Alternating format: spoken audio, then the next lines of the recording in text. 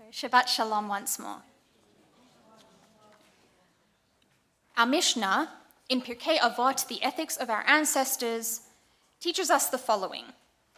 Hu haya omer, Yehuda ben Tema used to say, at 5 years of age, the study of Torah, at 10, the study of Mishnah, at 13, subject to commandments, b'nei mitzvah, at 15, the study of Talmud, at 18, chuppah, the wedding canopy, at 20, the pursuit of livelihood, at 30, the peak of strength, at 40, wisdom, at 50, able to give counsel, at 60, old age, at 70, fullness of years, at 80, the age of strength, at 90, a bent body, and at 100, as good as dead and gone out of this world. Let's firstly be fair. Let's address that piece about being 100, which was not intended to be mean or rude. Rather, it was so unusual and uncommon to live that long and so unlikely that one who did reach that age was probably akin to a shell of their former selves, with the strongest possibility being that they were unable to see or walk by that stage.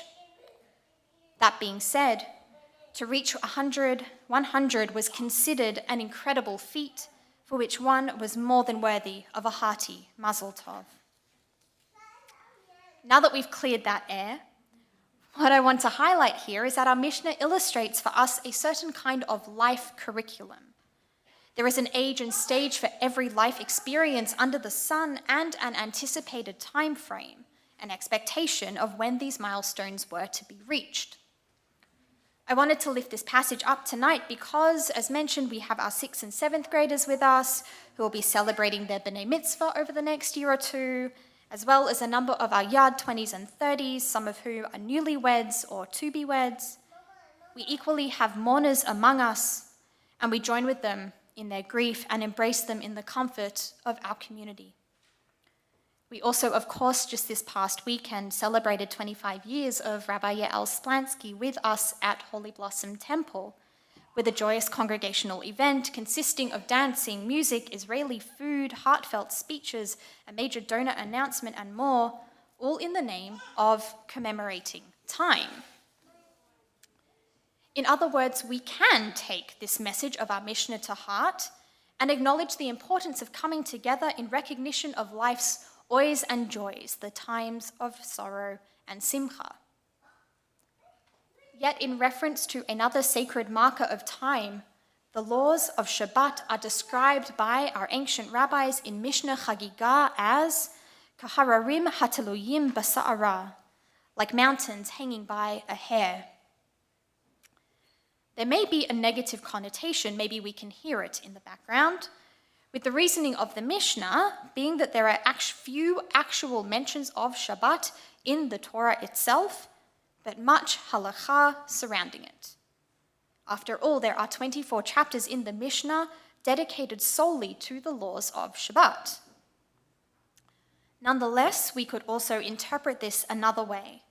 This hair, this singular, mystical, magical hair, which keeps us hanging on literally by a thread if we integrate the Mishnah's imagery, is delicate and could snap if we're not careful.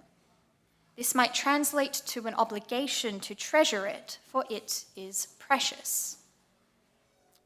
So I'd like to suggest that we equally place a positive spin on this anecdote.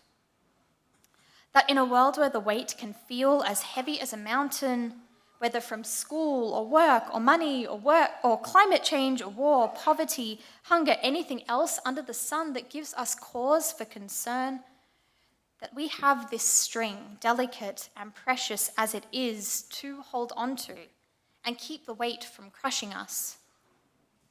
Subsequently, these milestones give us the opportunity to cherish the strings which keep us hanging on and to affirm and strengthen who we are, what are at the essence of our very being through the processes of questioning and growth and change that they necessitate. For example, a B'nai Mitzvah student might ask yourselves, this is a good time now for any of you in this room, what is the question that I am walking away with from my parashah? What does it teach me about my relationship to Judaism? Do I want a small or a large party? Am I going to stay involved in our Monday nights at the YEC and keep up my new Jewish friendships? The answer to that, of course, is yes. A young adult might ask, what are my career goals? What education do I need to get there? Am I going to live on or off campus? Will I join a Hillel? How often will I visit my family? Newlyweds might discuss together, how has my relationship with my partner changed? What do the choices in our ceremony say about us? What kind of home do we want to build? How do we want to treat each other? And upon which Jewish values will we base these decisions?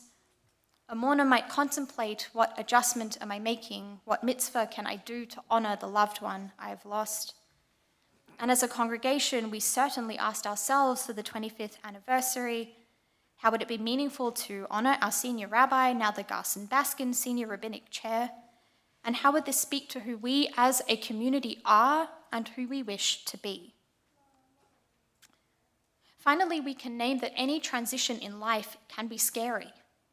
It can be intimidating to think about chanting Torah from our bima, to stand under the chuppah and pledge your life, the rest of your life, to someone else, to reflect on the adjustment that loss brings, and even to think about the many happy years of leadership under Rabbi Splansky ahead, because all of it involves a new chapter of some kind, and none of us have a crystal ball as to how it will unfold. Yet, the best part about our passage from our Mishnah is that each transition, each new life adventure involves a communal aspect, whether it's being in school with other students, being called to Torah or chuppah with a minyan or witnesses, or passing along the wisdom of what we have learned to other people. So if we hear anything from this Shabbat, my hope is that you hear that you are not alone. And here at Holy Blossom, your community will encourage you, support you, comfort you, and rejoice with you and your loved ones. Finally, our parasha this Shabbat is the last in the book of Leviticus, Bahar Bechukotai, which translates to something like, on the mountain and in God's laws. How apt then that just as many of us may be standing on the precipice of a new chapter, a new adventure, perhaps feeling this pressure of the string about to snap under the weight of the mountain, that we can look across the valley and, as long as we're together, confidently say, Chazak, chazak, v'nitchazek, be strong, and we shall be strengthened. Shabbat shalom. We rise as comfortable and able for the